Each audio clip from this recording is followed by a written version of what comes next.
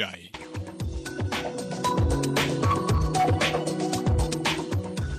ለፍትህና ለህግ የበላይነት መረጋገጥ ንቁ የህብረተሰብ ተሳትፎ ወሳኝ ነው። በሀገሪቱ ህጎች፣ አዋጆች፣ መመሪያና ደንቦች አሰራርና አፈጻጸም ዙሪያ ያተኩራል። የህግ ጉዳይ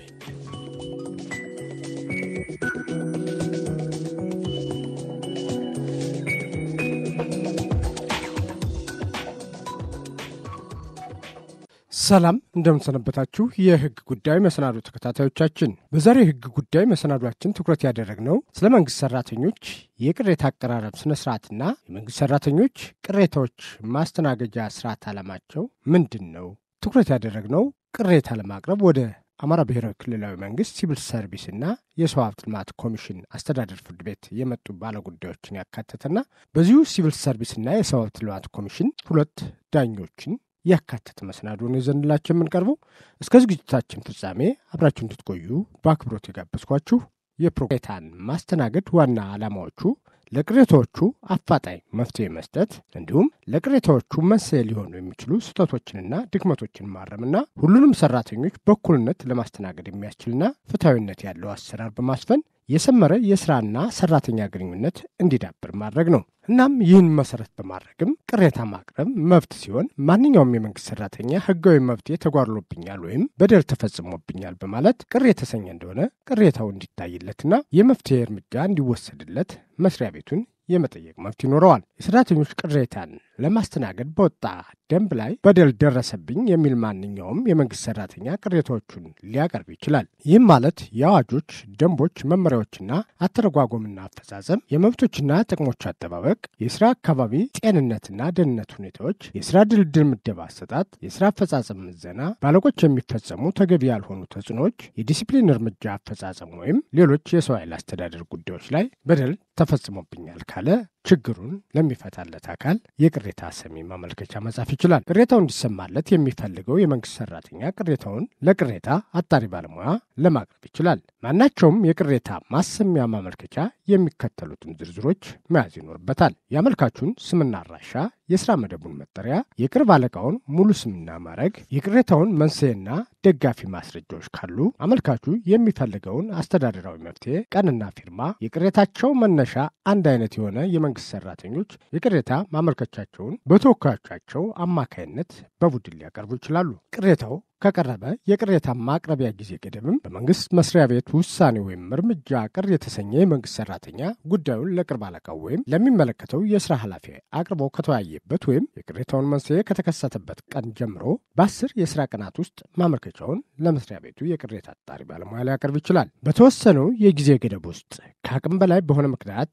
የቅሬታውን ማመልከቻ ሊያቀርብ ያልቻለ መንግስት ሰራተኛ ከአቅም በላይ የሆነው ምክንያት 10 የስራ ቀናት ውስጥም ማመልከቻ ሊያቀርብ እንደሚችል በደንቡ ላይ ተቀምጦ እናገኘዋለን። ባለሙያው ማመልከቻው ከቀረበለት ቀን ጀምሮ እጅግ ቢዘገይ ከ3 የስራ ቀናት ባልበለጠ ጊዜ ውስጥ የምርመራውን ውጤትና የውሳኔ ሐሳብ የያዘ ሪፖርት ለመስሪያ ቤቱ የበላይ ኃላፊ ያቀርባል። የመስሪያ ቤቱ የበላይ ኃላፊ ወይም ህጋዊ ወኪሉ የቅሬታ አጣሪ ባለሙያው ሪፖርት በደረሰው ከ3 የስራ ቀናት ባልበለጠ ጊዜ ውስጥ የባለሙያውን የውሳኔ ሐሳብ ማጽደቅ ወይም በቂ ምክንያት ሲኖረው በባለሙያው ከቀረበው የውሳኔ ሐሳብ የተለየ ውሳኔ ለመስጠት ወይም ባለሙያው ጉዳዩን እንደገና እንዲመረምረው ለማዘዝ ይችላል። የተሰጠው ውሳኔ ለአመልካቹ ጽሑፍ እንዲደርሰው ይደረጋል። በተሰጠው ውሳኔ መሰረት ቅር የተሰኘ አካል ወደ ሚመለከተው ወይም ደረጃውን ጠብቆ ይግባኝ የመጠየቅ መብት አለው። እናም በተለያዩ ተቋማት ቅሬታቸው ተገቢውን ምላሽ አላገኘም በማለት ወደ አማራ ብሔራዊ ክልላዊ መንግስት ሲቪል ሰርቪስና የሰው ሀብት ልማት ኮሚሽን አስተዳደር ፍርድ ቤት ጉዳያቸውን ሲከታተሉ ያገኘናቸውን ቅሬታ አቅራቢዎችንና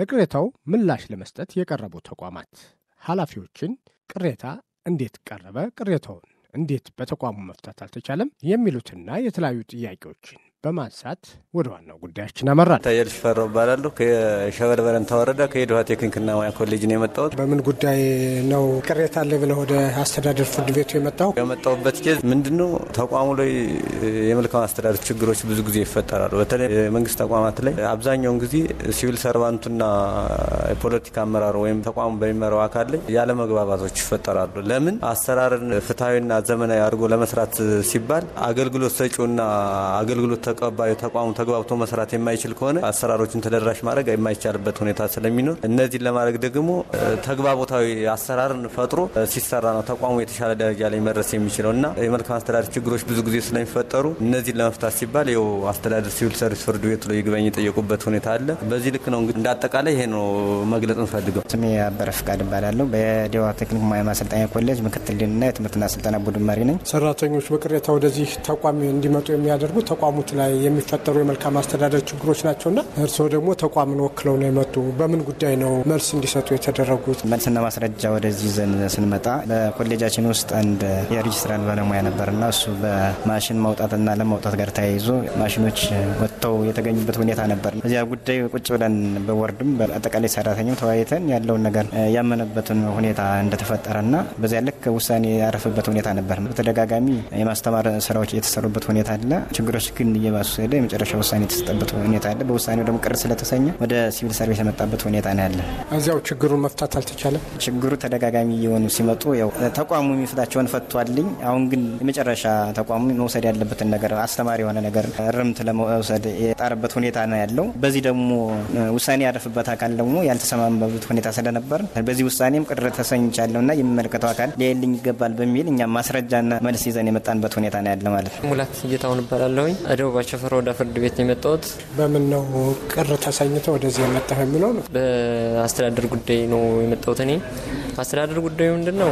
ቅጥር ወጡ ባየር ላይ ከዋለ በኋላ በፈተና ሰዓት ነው ቅጥሩ ታግዷን የተባለው። ምክንያቱም በደረጃ እድገት ነው የወጣ። ከደረጃ እድገት ወጥቶ ፈተና ግባ በመባልበት ሰዓት አይሆንም ብሎ በራሱ ስልጣን ነው አግዶ ስምርቱን የቀየረው። በዚህ ምክንያት ቅሬታዬን ብዬ ወዲህ ተቋም መጥቻለሁ። እዚያ ላይ ስጠይቅ ምን አሉ? ከዛ ስጠይቅ ምንም ምላሽ አላገኘሁም። ወደ ቅሬታዋ ሄድኩኝ። ቅሬታ ገባሁ። ቅሬታዋም ከአቅሟ በላይ ሲሆን ወደ ሲቪል ሰርቪስ ነው የላከች ፍርድ ቤቱ ማለት። የቅሬታ ደብዳቤውን በወቅቱ ሰጠው? በጣም ነው ተጉላሉ። በኋላ ነው የሰጡኝ የራሳቸውን ስራ ካስፈጸሙ በኋላ ማለት እንጂ ቅሬታ በሰዓቱ አልተሰጠኝ። አልቅሼ ማለት ነው የመጣሁት ራሱ ለስንት ፍዳ ማለት ነው። ስሜ ሽመር ይባላል። የሰው ሀብት አስተዳደር ቡድን መሪ ነኝ። የመጣሁት ከደቡብ አቸፈር ወደ ፍርድ ቤት ነው። ቅሬታውን እዚያው መፍታት አልተቻለም ወይ? እንዴት ወደዚህ ባለጉዳይም ትራንስፖርትና ጊዜው የሚያባክን ተቋሙ እንደዚሁ ነው?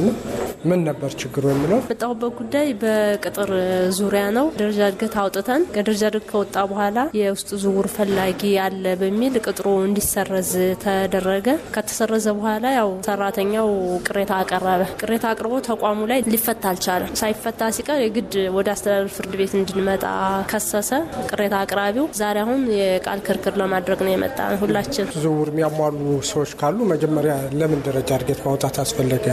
በመጀመሪያ የደረጃ እድገት እንዲወጣ የተፈለገበት ምክንያት አለ። መደቡ እግረኛ ፖስተኛ ነው።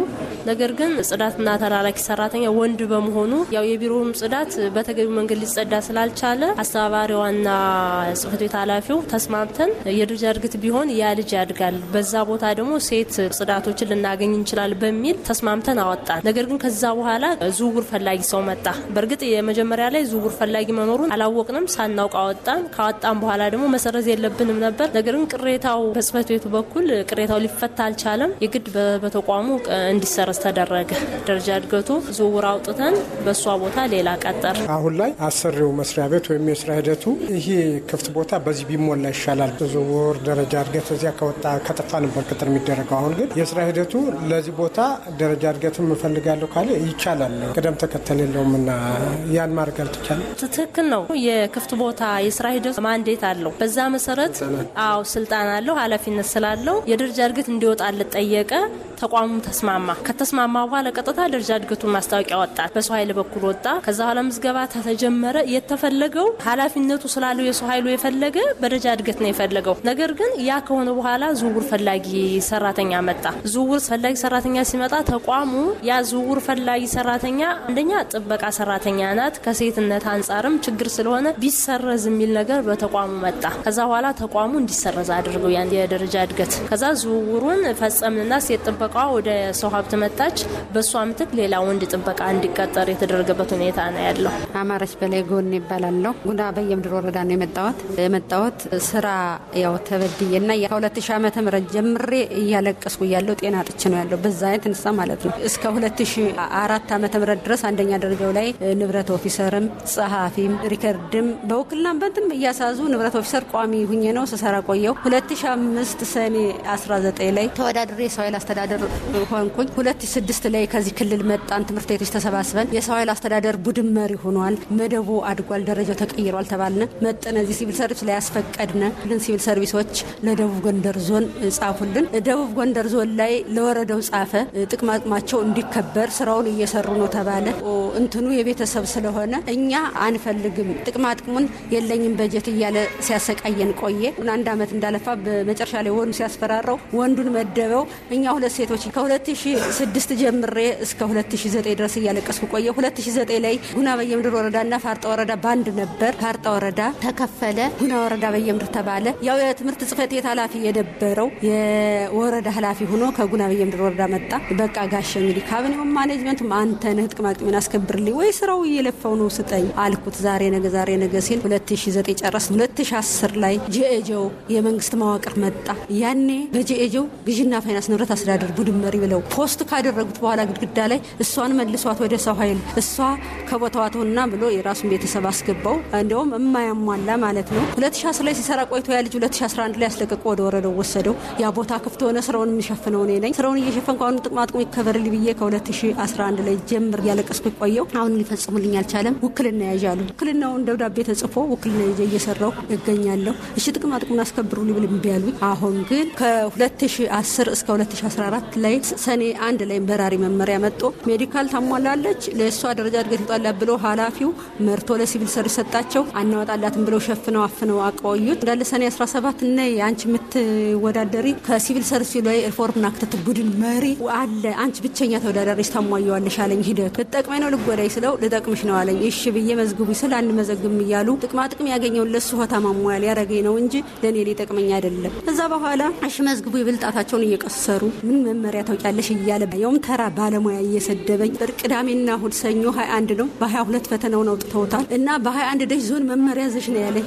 ቋሞኛ ላስም ተነስቶብኝ ሄድኩኝ መመሪያ ዞን ልጠይቅ ማለት ነው። ዞን ሲሄድ ተደዋውሎ ያኔ የዞን አመራር በሙሉ ባለሙያተኛ ወረታ ስብሰባ መጥተዋል። እንደማይገባው ቆን ሊያደክም ነው ያመጣ ሂደቱ ማለት ነው። ከዛ በኋላ መጥቼ ዞን ላይ ስጠይቅ እንዴት ሪፎርምና ክትትል ቡድን መሪ የሰው ኃይል አይገባም ይልሻል? መመሪያ መጥቶ የመውሰድ የሱ ስራ ድርሻ ነው እንጂ አንቺ ነው እንዴ ብለው አልቅሰው ወደው ደወለና እኔ መመሪያው ልከውልኛል ነው ያለኝ። እንደገና ተመልሼ መዝግቡ ይብል ደግሞ ብዙ ነገር እያደረጉ ሲያንገላቱን ቆዩ። በ6 ሰዓት ላይ መዝግበው የስራ ልብሬ መዝግቡት አልመዘገብም አሉ። እንዳብዬ እንደቆየው መጨረሻ ላይ በ22 ፈተና አሉ። ልጁ ጥቅማጥቅም አግኝቷል አብሮሽ የሚፈተን ቅሬታ አቅርብ ያሉኝ። መረጃ ደረሰኝ። ቅሬታውን አንቀበልም ብለው ከሰኔ 22 እስከ ሰኔ 28 ሲያንገላቱን ቆዩ። ሰኔ 27 ማታ ጽፈው ሰጡኝ። ሰኔ 28 ቅሬታ ይዤ መጣሁ። በሰኔ 29 ቅሬታውን አስገባው። አሁን ተጠርቼ መጥቻለሁ። እነሱ እስካሁን አልመጡም። ፍርድ ለእግዚአብሔር ነው። ከቅሬታ ጋር ተያይዞ አስተዳደር ፍርድ ቤቱ ላይ መጨናነቅ ይታያል። ይህን ችግር ለመፍታት በየደረጃው ባሉ ተቋማት ላይ የሚስተዋሉ ችግሮችና ለቅሬታው በሚመጡ ሰራተኞች ላይ የሚስተዋሉ ክፍተቶች ምንድን ናቸው?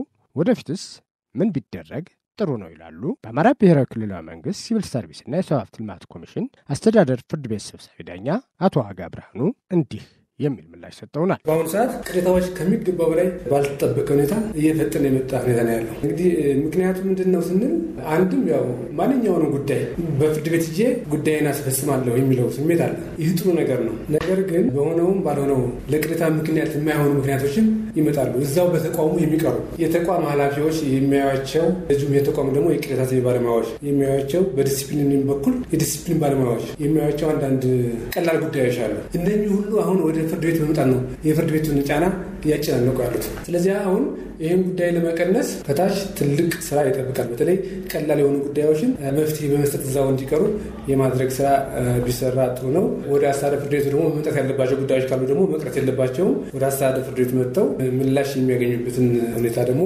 በአስተዳደር ፍርድ ቤቱ የሚያገኙበት ሁኔታ ይፈጠራል።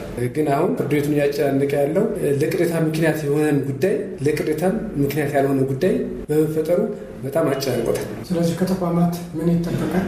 ሰው በሚሰጠው ውሳኔ ባለመርካቱ ነውና ወደዚህ የአስተዳደር ፍርድ ቤት የሚገኝ ተቋማት መሪዎች ላይ የምታወጣው ክፍተቶች ምንድን ናቸው? ከሰራተኛውስ? አዎ ከተቋማት መሪዎች እንግዲህ የሚጠበቀው ምንድን ነው? መጀመሪያ ታች የሚነሱ ቅሬታዎችን ባለመደማመጥም ሊሆን ይችላል ወደዚህ የሚጎርፉት። ስለዚህ የተቋማት ኃላፊዎች ጉዳዮችን በደንብ ማዳመጥ፣ ካዳመጡ በኋላ ለጉዳዩ ባለቤት መስጠት። ሁሉም ኃላፊ ቅሬታዎችን የሚፈታ አይደለም። በየተቋሙ የተቋቋሙ የቅሬታ ሰሚ ባለሙያ ባለሙያና የዲሲፕሊን ባለሙያዎች አሉ። በነዛ ጉዳይ ወደሚመለከተው ጉዳዮችን ማስተላለፍ ከባለ ጉዳዩ የሚጠበቀው በሆነውም ባልሆነውም ጉዳይ የቅሬታ ምክንያት የሚሆኑ ነገሮችን ማንሳት የለበትም። በትክክል ጥቅሙ የተጓደለበት መሆኑን ካረጋገጠ በኋላ ነው ጥቅሙ እንዲከበርለት መጠየቅ ያለበት። አሁን በፍርድ ቤታችን የሚታየው አብዛኛው ጉዳይ ከታች የተሰጠ ውሳኔ ትክክል ነው በሚል ውሳኔ እየሰጠን ያለ ነው። በሌላ መንገድ ደግሞ ያው ተወሰነ ፐርሰንት ደግሞ ቅሬታ ያው የሚያስነሳ ጉዳይም እንዳለው ነው ማለት ነው። ስለዚህ ባለጉዳዩም ራሱ የጉዳዩን ሁኔታ መለየት መቻል አለበት። ወደ ታች ሲያቀርብ ለይቶ ማቅረብ አለበት። ያዋጣኛል አያዋጣኝ የሚለውን ነገር ራሱ አይቶ መሄድ አለበት። የህግ አማካሪዎች አሉ። እንዲህ ያለ ጉዳይ በየተቋም ተፈጥሮብኛል፣ ስለዚህ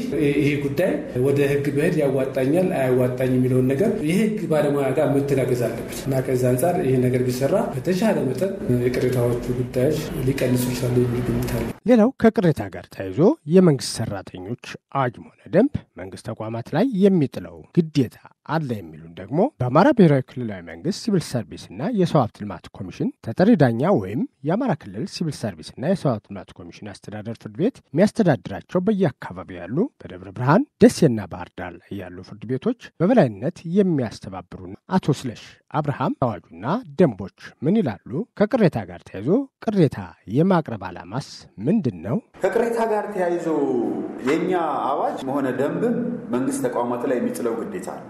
እንደውም ቃል በቃል ባነበው ደስ ይላል። አዋጁ አንቀጽ 75 ላይ ደንቡ ላይ ደግሞ አንቀጽ 26 ላይ አለ። ማንኛውም የመንግስት መስሪያ ቤት የመንግስት ሰራተኛ የሚያቀርቡትን የቅሬታ እየተቀበለ በማጣራት የውሳኔ ሀሳብ ለመስሪያ ቤቱ የበላይ ኃላፊ የሚያቀርብ የቅሬታ አጣሪ ባለሙያ ሊኖረው ይገባል። አስገዳጅ። ከዚህ የተነሳ እንግዲህ አብዛኛውን ተቋማት አውቃለሁ የቅሬታ አጣሪ ባለሙያ ያውን በፎርም 15 መደብ ተፈቅዶ የሌለበት መስሪያ ቤት ምናልባት አልፎ አልፎ ለክልል ተጠሪ የሆኑ ተቋማት አካባቢ ካልሆነ በስተቀር ወረዳ ላይ ብትሄድ በፑል ደረጃ አለ፣ ዞን ላይ ብትሄድ በፑል ደረጃ አለ፣ በክልል ተቋማት ብትሄድ አብዛኞች ላይ በፑል ደረጃ የቅሬታ አጣሪ ራሱን ችሎ መንግስት መደብ ፈቅዶለት የሚሰራ ባለሙያ ነው። ከዚህ ጋር ተያይዞ አዋጁም ላይ ከአንቀጽ 73 ጀምሮ ስለ ቅሬታ የሚዘረዝሩ ሀሳብ አለ።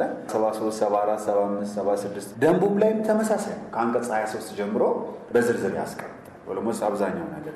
ስለዚህ ከቅሬታ ጋር ተያይዞ የቅሬታ የማቅረብ ዓላማ አለ። ሰራተኛ ቅሬታ የሚያቀርብባቸው ነገሮች ምንድን ነው? ለምሳሌ የህጎችና መመሪያዎች አተረጓጎሙ የማፈጻጸም ተረጎሙና ሲፈጸሙ ምን የተጣሰበት መብት ካለ ከዛ ጋር ያቀርባል። ሁለተኛ ከመብቶችና ጥቅሞች አጠባበቅ፣ ለምሳሌ በየ2 ዓመቱ የሚያድግ ሰው ካለ መብት ተጥፏል፣ ለምሳሌ ደንብ ልብስ ሊሆን ሌላም ነገር ሊሆን ይችላል። ሌላ ከስራ አካባቢ ጤንነትና ደህንነት ሁኔታዎች፣ ምክንያቱም የስራ አካባቢ ጤንነትና ደህንነት ጋር ተያይዞ ቅሬታ ማቅረብ፣ ለምሳሌ ሞተር ሳይክል አሽከርካሪ እዚህ አንገቱ ላይ የሚያደርገው ነገር ያስፈልገዋል። ይሄ ደህንነት ጉዳይ ነው፣ አልተገዛለኝም ብሎ ቅሬታ ማቅረብ ይችላል። ከስራ መደባና ደረጃ አሰዛል፣ ከስራ አፈጻጸም ምዘና ጋር፣ በስራ ኃላፊ ከሚፈጸሙ ተገቢ ያልሆኑ ተጽዕኖች ጋር ተያይዞ ከስራ ሁኔታዎች ከሚመለከቱ ሌሎች ጉዳዮች ጋር ይላል። ይህም ብዙ ነው፣ በጣም ሰፊ ነው እና ከዚህ ጋር ተያይዞ ሰራተኛው በደል ደርሶብኛል ብሎ የሚያስብ ከሆነ እና የሚገምት ከሆነ ለማን ለቅሬታ ሰሚ ባለሙያ ያቀርባል። በአብዛኛው መንግስት ተቋማት ላይ ኮሚቴ ባለሙያ ቅሬታ አቅራቢው በማመልከቻው ላይ ምን መያዝ አለበት የሚለውን በተመለከተም በአማራ ብሔራዊ ክልላዊ መንግስት ሲቪል ሰርቪስና የሰው ሀብት ልማት ኮሚሽን ተጠሪ ዳኛ አቶ ስለሽ አብርሃም ከዛ የሚያቀርበው ምን መያዝ አለበት ብለን ስናስብ ደንባችን 75/2003 አንቀጽ 24 ላይ በዝርዝር ጽፏል። ምን ይላል?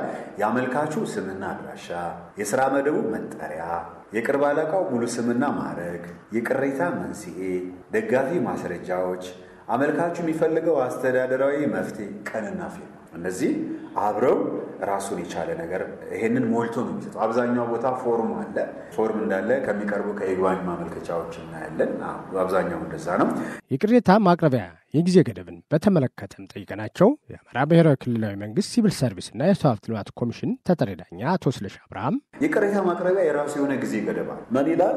የመንግስት መስሪያ ቤቱ ውሳኔ ወይም አንቀጽ 25 ነው ማለት በመንግስት መስሪያ ቤቱ ውሳኔ ወይም እርምጃ ቅር የተሰኘ መንግስት ሰራተኛ ጉዳዩን ለቅርብ አለቃ ወይም ለሚመለከተው ስራ ኃላፊ አቅርቦ ከተወያየበት ወይም ከተከሰተበት ቀን ጀምሮ በ10 የስራ ቀናት ውስጥ ማመልከቻውን ለመስሪያ ቤቱ የቅሬታ አጣሪ ባለሙያ ያቀርባል። ለኃላፊ ኃላፊው ጋር ማጨረሰው። ስለዚህ በ10 የስራ ቀን ውስጥ። ሌላው ጥያቄ ከማቅረብ ጋር የእርጋ መታገድን በተመለከተ ደግሞ አዋጁ አስቀምጧል የሚሉትን አቶ ስለሺ አሁን እዚህ ጋር የምናደርገው ምንድነው አዋጃችን ደግሞ በልዩ ሁኔታ ያስቀምጠው አዋጁ በልዩ ሁኔታ ያስቀምጠው ከምን ጋር ተያይዞ ነው ከገንዘብ ጥቅም ጋር ተያይዞ ማንኛውም የመንግስት ሰራተኛ ከገንዘብ ጋር የተያያዙ መብቶችን ለሚመለከተው አካል በ6 ወር እስካላቀረበ በህግ አይታገድም። ስለዚህ ለሁለት እንከፍላለን። አሁን ያነበብኩት አንቀጽ 72 ንዑስ አንቀጽ 5 ጋር ከገንዘብ ጋር ተያይዞ ከሆነ 6 ወር ከገንዘብ ውጪ ከሆነ ግን 10 የስራ ቀን ምናልባት ሌሎች የሚወጡ መመሪያዎች ከመመሪያው ስራ ጋር ለምሳሌ አሁን የመምህራን ዝውውር ብትሄድ 1 ወር ይላል። ያንን እንጠቀማለን። ምክንያቱም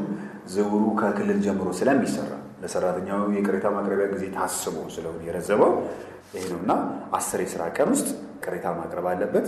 የገንዘብ ከሆነ ደግሞ 6 ወር ውስጥ ምክንያቱም አዋጁን ደንቡ አሻሽ አዋጅ በህጎች ደረጃ ስንሄድ ህገ መንግስት አዋጅ ቀጥሎ ደንብ ከዛ መመሪያ ስለሆነና አዋጁ 6 ወር ይላል። አሁን ለምሳሌ እዚህ ጋር የሚያጋጥመን ይሄ 72 ንዑስ አንቀጽ 5ን ካለማወቅም ሆነ ካለማንበብ ይሁን አንዳንድ ጊዜ ቀኑ አልፏል ይባላል። በአንድ ወር እስከ ግን አዋጁ 6 ወር ብሎ መብት ሰጠ። ከቅሬታ ባለሙያዎች ጋር ተያይዞ የሚነሱ ቅሬታዎችን በተመለከተ ጠይቀናቸው ተጠሪ ዳኛው አቶ ስለሺ አብርሃም ሁሉም እንደዛ ናቸው ብሎ መውሰድ ይከብዳል። እውነት ለምን በጣም አቅም ያላቸው በደንብ አጣርተው ውሳኔ የሚስኑ ለምሳሌ በኋላ ስንሄድ እናያለን እንጂ አሁን እግረ መንገዳችንን ማንሳት እንችላለን። ቅሬታ ሰሚ ባለሙያ በ3 ቀን ውስጥ ያጣራና ለኃላፊ ያቀርባል። ኃላፊ 3 የስራ ቀን ውስጥ በዛ ውስጥ ካልሰጠ አንዳንዶቹ ለኃላፊ አቅርቤ ነበር ኃላፊ ውሳኔ ሊሰጥ ፈቃደኛ አይደለም ብሎ ይፈርማል። እንዲህ ኮንፊደንስ ያላቸው በጣም ጎበዝ የሆኑ ልጆች አሉ። እውነት ነው አልፎ አንተ ያልከውን ነገር የሚያደርጉ ግን እንዳልከው ቅሬታ ሰሚ ባለሙያ ሲባል አላማው ከተቋሙም ሳይሆን ከሰራተኛም ሳይሆን የሚቀርብለትን ቅሬታ መመሪያዎችን ደንቦችን አዋጅም ካለ እዛ ድረስ የሚያስኬድ ነገር ካለ አዋጆችን አይቶ የውሳኔ ሐሳብ ማቅረብ ነው። ለኛ እንደ ፍርድ ቤት ቅሬታ ሰሚ ባለሙያው ጥሩ ባለሙያ ሆኖ ከተገኘና የሚያነብና ራሱ የሚያበቃው ነው ከተገኘ በደንብ አድርጎ ሰርቶ የሚያቀርባቸው ነገሮች እንደውም አንዳንዴ ለሰራተኛ ይግባኝ ማቅረቢያ ምክንያት ይሆናሉና እንዳልከው ሙሉ በሙሉ እንደዛ ናቸው ባንልም አልፎ ያጋጥማሉ። ኃላፊውን ቢያልኝ እንደውም እኔ ጋር ካለች አሳያለሁ ቅሬታ ተከለከልኩ ብሎ መጥቶ ይኸው አሁን ይሄ የፍርድ ቤቱ ስራ አይደለም። ሰራተኛው ግን ቅሬታ አቅርቤ ተከለከልኩ ብሎ ሲመጣ ቢያንስ አዋጁን ካላዩት በሚል እሳቤ ቅሬታ ማቅረብ መብት ስለሆነ ለቅሬታ ውሳኔ ስጡ ብለን እንሰጣለን። ግን ጎበዝ የቅሬታ ሰሚ ባለሙያ ከሆነ ፎርሙን ይሰጠዋል። ሰራተኛው ፎርሙን እንዲሞላ ካደረገ በኋላ አጣርቶ የራሱን የውሳኔ ሐሳብ ያቀርባል። ኃላፊው ካልወሰነለት ይሄንንም ግን በአማራጭ ማየት አለበት። ለምሳሌ ኃላፊው ሳይወክል በአስቸኳይ ስራ ሁኔታ ከሄደ ሰራተኛ የሚጠበቅበት በ10 ቀን ውስጥ ማቅረቡ ብቻ ስለሆነ አንዳንዴ ኃላፊ ሁሌ ቦታ ላይ ሊኖር ይችላል። አንዳንዴ ባለመኖርም ላይሰጥ ይችላል። አንዳንዴ ስብሰባም ገብቶ ላይሰበሰብ ሳይወከል መጥቶ ሊሆን ይችላል። እንደዛ በሚሆንበት ሰዓት ከኛም አጣርቶ የውሳኔ ሐሳቡን ያቀርባል። ኃላፊው እያለ ለሰራተኛው ውሳኔ መስጠት ፈቃደኛ ሆኖ ካልተገኘ በተደጋጋሚው ለኃላፊው አቅርቤ ነበር በዚህ ምክንያት ሊሰጥ አልቻለም ካለ እኛ እናስተካክል መዝገብ አሁን ያሳየው ፎርም በቃ እንዲህ አይነት ቅሬታ በዝቶብን እንደው በሪፖርታችን ላይ በየጊዜው እናቀርባለን። ቅሬታ ተከለከልኩ ብለው ትዕዛዝ የተጻፈላቸው አሁን ይሄ ፍርድ ቤት ስራ አይደለም። ለምን ቅሬታ ማቅረብ መብት ነው። ለተቋም ደግሞ የቀረበውን ቅሬታ ማስተናገድ ግዴታ። ሰራተኛው ትክክል ይሁንም አይ ቅሬታ ጋር ያለው ነገር ይሄ ነው። ከዛ የመስሪያ ቤት ኃላፊው ቅሬታ ሰሚ ባለሙያ የቀረበለትን ሐሳብ በ3 ቀን ያጣራና ለኃላፊ ያቀርባል። ኃላፊ በነገራችን ላይ ሲያጣራ ባለሙያ ምን ማድረግ አለበት ብሎ አዋጁ አንቀጽ 27 ላይ ይጽፋል። ምን ይላል መሰለህ? የመስሪያ ቤቱ ቅሬታ አጣሪ ባለሙያ የቅሬታ ማመልከቻው በዚህ ደንብ አንቀጽ 30 ተደነገገው ተሟልቶ የቀረበ መሆኑን ካረጋገጠ በኋላ ሰነዱን ተቀብሎ ይመዘግባል። ከዛ ባለሙያ የቅሬታ ማመልከቻውና አግባብ ያላቸውን ማስረጃዎች ይመረምራል። ቀጥሎ አመልካቹና ከአመልካቹ የቅርብ አለቃ ወይም በጉዳዩ ላይ ውሳኔ ከሰጠው የሥራ ኃላፊ ጋር ይወያያል። ከዛ አግባብ ያላቸው ህጎች፣ ደንቦች፣ መመሪያዎችን ያሰራር ልምዶችን በማገናዘብ የተቀበለውን ቅሬታ ያጣራል። ኃላፊ ያናግራል። ይህ መረጃ መሰብሰብ ከዛ በኋላ ወደ ምን ሪፈር ያደርጋል? ቀደም እናንተ ወደ አወራነው ወደ መመሪያዎች፣ ወደ ደንቦች፣ ወደ ህጎች ቼክ ያደርግና ከ3 የሥራ ቀን ባልበለጠ ጊዜ ውስጥ የውሳኔ ሐሳቡን ለኃላፊ ያቀርባል። የውሳኔ አሰጣጡን በተመለከተ ቅሬታ ላይ ምንድነው የቅሬታ ሰሚ ባለሙያ በደንብ ቁጥር 75/2003 አንቀጽ 27 መሰረት አጣርቶ ለኃላፊው ያቀርባል። አንቀጽ 28 ምን ይላል? ደንቡን ነው ማወራው ነው። የመስሪያ ቤት የበላይ ኃላፊ ህጋዊ እኩሉ የቅሬታ አጣሪ ባለሙያው ሪፖርት በደረሰው ከ3 የሥራ ቀን ባልበለጠ ጊዜ ውስጥ የባለሙያውን ውሳኔ ሐሳብ ማጽደቅ ወይም በቂ ምክንያት ሲኖረው በባለሙያ የቀረበ ውሳኔ የተለየ ውሳኔ መስጠት ወይም ባለሙያው ጉዳዩን እንደገና እንዲመረመረው ለማዘዝ ይችላል። ስለዚህ ኃላፊው ይህንን ያህል የማድረግ ስልጣን አለው። ከዛ ይሄ ውሳኔ ለሰራተኛው በጽሁፍ እንዲደርሰው ይደረጋል። ሰራተኛው ይህንን ውሳኔ በመቃወም እኛ ጋር ይግባኝ ይዞ እስከ 30 ቀን ከቅሬታ ጋር ተያይዞ ብዙ ጊዜ የሚያጋጥሙ ችግሮች የሚሏቸውንም አቶ ስለሽ እንዲህ ብለውናል። ምንድነው የሚያጋጥመን? አንደኛው ሰራተኛው ከታች ቅሬታ ሲያቀርብ ደጋፊ ማስረጃዎች ካሉ አቅርብ ይላል። ቅሬታ ሲያቀርብ ምክንያቱም እኔ መመሪያውን አላውቅም ነበር አይባልም። ምክንያቱም ሕግን አለማወቅ ተጠያቂነት ስላለ። ስለዚህ አንተ ቅሬታ ስታቀርብ አብረህ የሚደግፍህን ማስረጃ ነው አያይዘህ ማቅረብ ያለብህ። ስለዚህ አብዛኛው ሰራተኛ የሚደግፈውን ማስረጃ ሲያቀርብና ውሳኔ ከተሰጠው በኋላ እኛ ጋር ይመጣና ያዙልኝ አትያዙልኝ በቃ ከፍተኛ የሆነ አላስፈላጊ የሆነ እሰጥ አገባ ይመጣል። የኛ ሕግ ምን ይላል? ማስረጃ እንዲያዝልህ ከፈለግ ማስረጃውን ከማቅረብ በፊት ይላል ይግባኝ በማመልከቻ ጠይቅ። በማመልከቻ ጠይቀ ፍርድ ቤቱ ሲፈቅድልህ። ስለዚህ ሰራተኛው እንዲያውቀው የምንፈልገው እኔ አሁን ቅሬታ ማቅረብ አለብኝ ስል ዝም ብዬ ሄጄ ፎርም አይደለም መሙላት ያለብኝ።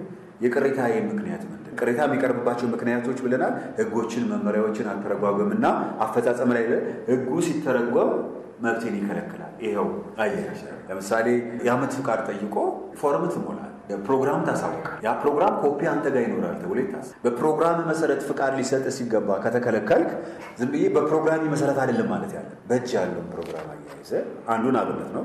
ፕሮግራም አሳውቅ ያለው የመውጫ ጊዜ አሁን ነው። ፍቃድ ሲጠይቅ ተከለከለ። ምንም እንኳን መስሪያ ቤቱ የሚከለክልበት የተለየ ምክንያት ቢኖረው አሁን አብዛኛው ሰራተኛ ደጋፊ ማስረጃዎችን ሳያቀርብ ዝም ብሎ እዛ ይቀጥልና ወደዚህ ሲመጣ ነገሩ እየጠበቀ ሲመጣ የዛኔ እዚህ ፍርድ ቤት ይመጣና ማስረጃ ያዙ አትያዙ ከፍተኛ የሆነ አለመግባባት አለ። ስለዚህ እኛ ሰራተኛው እንዲያውቅ የምንፈልገው ቅሬታ ሲያቀርብ በጥንቃቄ የሚጠቅሙን ብሎ የሚያቀርባቸውን ደጋፊ ማስረጃዎች አያይዞ ነው ማቅረብ ያለበት። ሌላው ቅሬታ ላይ የሚያጋጥመን ነገር ምንድነው? የተሰጠው ውሳኔ ካልተመቸው ይግባኝም ሲጠየቅ አንድ ገጽዋን የቅሬታ ውሳኔ ብቻ ተይዞ ነው የሚመጣ። ይሄም ትክክል አይደለም። በጣም ጥሩ የሆኑ ዞኖችና ወረዳዎች አሉ። በቅሬታ ላይ ይግባኝ ጠይቅ እንትና ይግባኝ ጠይቋል። በዚህ መሰረት ልክ ከወረዳ ፍርድ ቤት ከፍተኛ ፍርድ ቤት ከከፍተኛ ፍርድ ቤት ጠቅላይ ፍርድ ቤት ነው አንድ ገጽ ቅሬታ ያቀረበበት ሰነድ አንድ ገጽ እንደዚህ ብሎ 10-50 ገጽ ብሎ ይልኳል። እንደዛ የሚያደርጉ ያሉትን ያህል ዝም ብሎ አንዷን ገጽ የሚመለክ ተቋማት ስላሉ ይሄንን እግረ መንገዳቸውን ተቋማት እንዲያስተካክሉልን መልእክት ማስተላለፍ ፈልጋል። በሲቪል ሰርቪስና የሰው ሀብት ልማት ኮሚሽን አስተዳደር ፍርድ ቤት ውሳኔ ያረካ አካል የት ይሄዳል? ቀጣይስ? የመጨረሻው ጥያቄያችን ነበር። የአስተዳደር ፍርድ ቤት ውሳኔ ከሰጠ በኋላ የአስተዳደር ፍርድ ቤቱን ውሳኔ ባለመስማማት ሰራተኛው ወዴት መሄድ እንዳለበት አዋጃችን በግልጽ ቆሟል። ምን ይላል? አስተዳደር ፍርድ ቤቱ አዋጅ ቁጥር 253/2010 አንቀጽ 80 ንዑስ አንቀጽ 5 ነው ማለት። አስተዳደር ፍርድ ቤቱ ፍሬ ነገር ክርክር የሚሰጠው ውሳኔ የመጨረሻ ይሆናል በፍሬ። ሆኖም አስተዳደር ፍርድ ቤቱ ውሳኔ የሕግ ስህተት አለበት ብሎ የሚከራከር ወገን የፍርድ ቤቱ ውሳኔ በደረሰው በ60 ቀናት ውስጥ ይግባኙን ለክልሉ ጠቅላይ ፍርድ ቤት ሰበር ሰሚ ችሎት ማቅረብ ይችላል። ስለዚህ እኛ በሰጠነው ውሳኔ የማይስማማ ማናቸውም ሰራተኛ የእኛን ውሳኔ ይዞ እስከ 60 ቀን ለሚመለከተው ጠቅላይ ፍርድ ቤት ይግባኝ ይዞ መሄድ ይችላል። ያለው ነገር ይሄንን ይመስላል።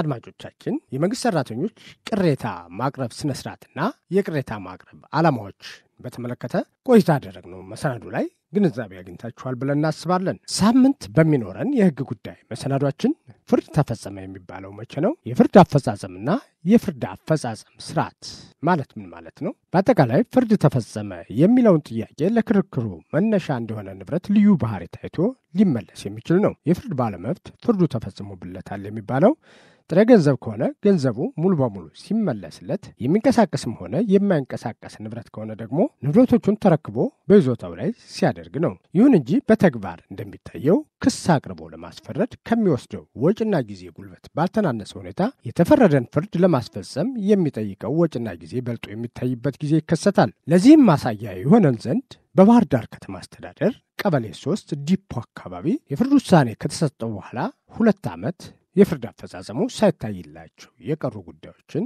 መነሻ በማድረግ ፍርድ አፈጻጸም ማለት ምን ማለት ነው? ፍርድን ማን ያስፈጽማል? በዋናነት የፍርድ አፈጻጸም ለረጅም ጊዜ የሚጉላሉት በምን ምክንያት ነው? በሚሉ ዙሪያ ላይ በባህር ዳርና አካባቢዋ ከፍተኛ ፍርድ ቤት ዳኛና የወንጀል ዋና የስራ ሂደት አስተባባሪ ከሆኑት አቶ ባየህ እምቢያለ ጋር በተለይ ከፍታ ብሔር ነክ ጉዳዮችን በማንሳት የመጀመሪያውን ክፍል 1 ቆይታ የምናደርግበት ይሆናል። የፕሮግራሙ አዘጋጅ ጌታቸው ስንታየው ነበርሁ። ሳምንት እስከምንገናኝ ቸር ይግጠመን።